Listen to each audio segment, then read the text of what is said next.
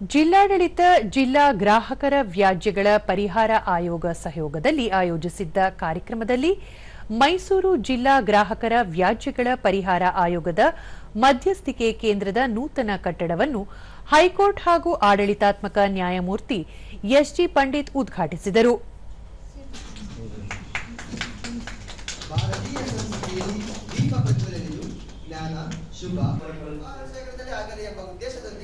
ಕಾರ್ಯಕ್ರಮವನ್ನು ಪ್ರಾರ್ಥನೆಯೊಂದಿಗೆ ಆರಂಭಿಸೋಣ. ಹಾಗೂ ಭಕ್ತಿಭಾವದಿಂದ ಪ್ರಾರ್ಥನೆ ಸಲ್ಲಿಸಿದ ಜಿಲ್ಲಾ ಬಳಿಕ ಅವರು ನ್ಯಾಯಾಲಯಗಳ ಒತ್ತಡವನ್ನು ಕಡಿಮೆ ಮಾಡುವಲ್ಲಿ ಮಧ್ಯಸ್ಥಿಕೆ ಕೇಂದ್ರಗಳ ಪಾತ್ರ ಮಹತ್ವದ್ದಾಗಿದೆ. ಇವುಗಳು ಪ್ರಕರಣಗಳನ್ನು ತ್ವರಿತಗತಿಯಲ್ಲಿ ಇತ್ಯರ್ಥಪಡಿಸುವ ಮೂಲಕ ನ್ಯಾಯದಾನಕ್ಕೆ ಪ್ರಮುಖ ಮಾರ್ಗವಾಗಿವೆ. ಕಕ್ಷಿದಾರರು ಮಧ್ಯಸ್ಥಿಕೆ ಅಥವಾ ಸಂಧಾನದ ಮೂಲಕ ಪ್ರಕರಣ ಇತ್ಯರ್ಥಪಡಿಸಿಕೊಳ್ಳಲು ಮುಂದಾಗಬೇಕು ಎಂದರು.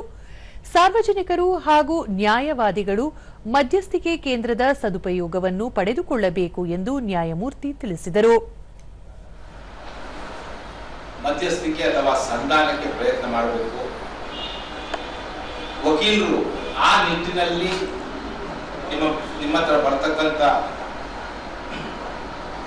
ಕ್ಲೈಂಟ್ನ ಒಲಿಸಬೇಕು ಅಂತ ನಾನು ಕೇಳ್ಬೋದು.